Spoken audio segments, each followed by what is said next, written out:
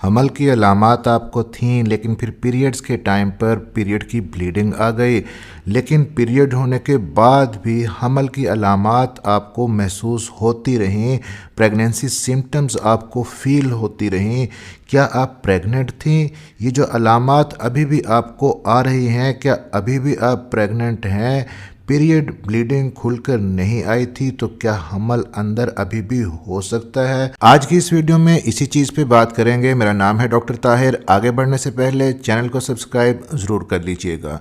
बहुत सारे हमारे व्यूअर्स ये सवाल पूछते हैं कि पीरियड डेट आने से पहले उन्हें हमल ठहरने की सारी अलामात थीं, जितने भी प्रेगनेंसी सिम्टम्स होती हैं, जैसा कि उल्टी मतली की शिकायत भी उनको थी, सर दर्द भी होता था, चक्कर भी आते थे, ब्लड प्रेशर भी लो हो जाता था, बार बार यूरिन भी आता था, पेट के निचले हिस्से में क्रैम्प्स भी होते थे, दर्द भी होते थे, कब्ज़ और गैस जैसी शिकायत भी थी, पेट में ब्लोटिंग भी होती थी और ब्रेस्ट में टेंडरनेस भी थी, हाथ लगाने पे ब्रेस्ट दर्द भी करती थी। ये सारी अलामात उनको पीरियड्स आने से पहले थीं, लेकिन फिर पीरियड्स की ब्लीडिंग हो गई और हमल की अलामात पीरियड की ब्लीडिंग होने के बाद अभी भी उनको महसूस हो रही हैं।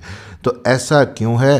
क्या वो हामिला थीं और हमल ज़ाया हो गया, या क्या वो अभी भी प्रेग्नेंट हैं, अभी भी उनके अंदर हमल मौजूद है? अब यहाँ पर ज़रा इस चीज़ को समझने की कोशिश करते हैं कि इस सिचुएशन में सबसे पहला केस ये हो सकता है कि आपको हार्मोनल इम्बैलेंस हो सकता है किसी वजह से। आपको पॉलीसिस्टिक ओवेरियन डिजीज़ पीसीओडी हो सकती है, या आपका थायराइड का फंक्शन डिस्टर्ब हो सकता है। इसके अलावा आपको पीएमएस हो सकता है, प्री मेंस्ट्रुअल सिंड्रोम जिसे हम कहते हैं, कि मेंसेस आने से पहले इस तरह की मिलती जुलती अलामात आपको आएंगी, या आपके हार्मोन अगर बैलेंस में नहीं है तब भी आपको पीरियड्स आने से पहले इस किस्म की अलामात महसूस होंगी। आपको ऐसा लगेगा कि जैसे हमल ठहर गया है और ये हमल की अलामात हैं, लेकिन एक्चुअली वो हमल की अलामात नहीं होती, वो आपके जो हार्मोन्स डिस्टर्ब हैं और जो बीमारी आपके अंदर है, पीसीओडी है या थायराइड है, उसकी वजह से आपको इस किस्म की अलामात आ रही होती हैं। अब आपने नोटिस ये करना है कि हर बार जब आपको पीरियड आते हैं तो हर बार पीरियड आने से पहले आपको इस किस्म की अलामात होती हैं और फिर पीरियड आ जाते हैं। अगर हर बार ही ऐसा होता है तो इट मीन्स कि आपको अपने थायराइड टेस्ट करवाने की ज़रूरत है, पीसीओडी को चेक करवाने की ज़रूरत है, अपने हार्मोन्स को चेक करवाने की ज़रूरत है। अब आ जाते हैं केस नंबर 2 की तरफ। दूसरा केस ये हो सकता है कि आपको अलामात थीं, आपके ब्रेस्ट में भी पेन था, आपके पेट के निचले हिस्से में क्रैम्प्स भी थे, कमर दर्द भी था, यूरिन भी बार बार आ रहा था, फिर आपके पीरियड की डेट आ गई, 2-3 दिन मिस हो गए आपके पीरियड की डेट में, उसके बाद आपको ब्लीडिंग आ गई। कुछ लोगों को ब्लीडिंग पेट दर्द के साथ होती है और कुछ को पेट दर्द के बगैर भी हो सकती है। तो आपने ये देखना है कि अगर प्रेगनेंसी की आपको अलामात थीं पीरियड्स आने से पहले और उसके बाद आपके पीरियड मिस हुए, 2-3 दिन ऊपर हुए और फिर आपको ब्लीडिंग हो गई, तो एक पॉसिबिलिटी ये हो सकती है कि आप प्रेग्नेंट थीं।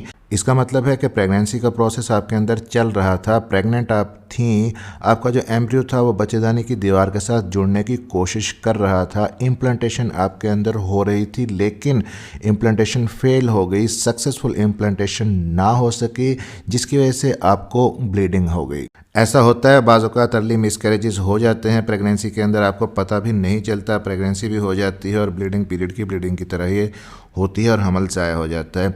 लेकिन इसमें आपने इस चीज़ पे ध्यान देना है कि क्या आपको पीरियड आने से पहले हमल की अलामात सारी थीं और उसके बाद 2-3 दिन पीरियड मिस हुए और उसके बाद आपको ब्लीडिंग होगी, तो इट मीन्स कि आप प्रेग्नेंट थी। अब दूसरी जो चीज़ आपने यहाँ पे देखनी है कि अगर आप प्रेग्नेंट थीं, आपको हमल था, अलामात भी थीं, फिर आपको ब्लीडिंग हुई है, तो आपको ब्लीडिंग आपकी नॉर्मल जो पीरियड की ब्लीडिंग है उससे निस्बतन थोड़ी ज़्यादा होगी और पीरियड्स ब्लीडिंग के अंदर आपको थोड़े बहुत ब्लड क्लॉट्स भी हो सकते हैं। अब केस नंबर 3 क्या हो सकता है कि आपको हमल की अलामात भी थीं, उसके बाद आपकी डेट मिस हुई, 2-3 दिन ऊपर चले गए, फिर आपको पीरियड आ गए, ब्लीडिंग हो गई, लेकिन ब्लीडिंग होने के बाद भी आपको प्रेगनेंसी सिम्टम अभी भी महसूस हो रहे हैं, हमल की अलामात अभी भी आ रही हैं, तो आप बहुत परेशान हैं कि ऐसा क्यों है। तो जो प्रेगनेंसी का प्रोसेस आपके अंदर अगर चल रहा था और आपकी इम्प्लांटेशन फेल हुई, सक्सेसफुल इम्प्लांटेशन ना हो सकी, हमल होने वाला था लेकिन हमल ज़ाया हो चुका, तो जो हमल की अलामात हैं ये एक्चुअली प्रेगनेंसी के हार्मोन्स की वजह से होती हैं। हार्मोन्स तो आपके अंदर बनना शुरू हो चुके थे जो अभी तक आपकी ब्लड स्ट्रीम के अंदर मौजूद हैं, इसलिए आपको पीरियड की डेट आने के बाद भी प्रेगनेंसी की कुछ सिम्टम्स महसूस हो रही हैं।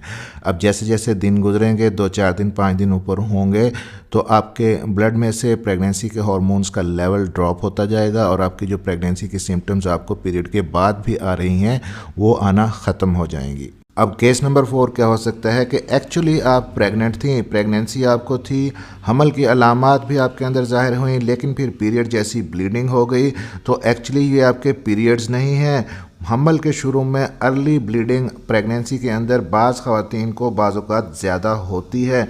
तो अगर आपको हमल ठहरने की सारी अलामात आपके अंदर नज़र आ रही हैं, जैसे कि भूख सही तरह से नहीं लगती या बहुत ज़्यादा खाने को मन करता है, या आपकी कमर में दर्द है, पेट में दर्द है, नींद डिस्टर्ब है, जिस्म में दर्द है, हल्का बुखार है, इस किस्म की अलामात हैं, और फिर साथ ही साथ आपको डेट के 2-3 दिन बाद ब्लीडिंग होती है, तो इसको पीरियड की ब्लीडिंग ना समझें। एहतियातन अपना एक प्रेगनेंसी टेस्ट फ़ौरन से कर लें या फिर अपने डॉक्टर को चेकअप करवा दें, क्योंकि कुछ रेयर केसेस में ऐसा हो सकता है कि प्रेगनेंसी की ब्लीडिंग होते हुए आप उसको पीरियड की ब्लीडिंग समझकर इग्नोर कर देते हैं। वैसे तो प्रेगनेंसी की ब्लीडिंग बहुत ही कम होती है, थोड़ी सी होती है, जिसे हम इम्प्लांटेशन ब्लीडिंग कहते हैं। 3 से 4 ड्रॉप्स ब्लड के होते हैं, कुछ ख़वातीन उसको फील कर पाती हैं और कुछ नहीं कर पाती हैं, लेकिन कुछ केसेस ऐसे हो सकते हैं जिनमें ब्लीडिंग ज़्यादा हो सकती है।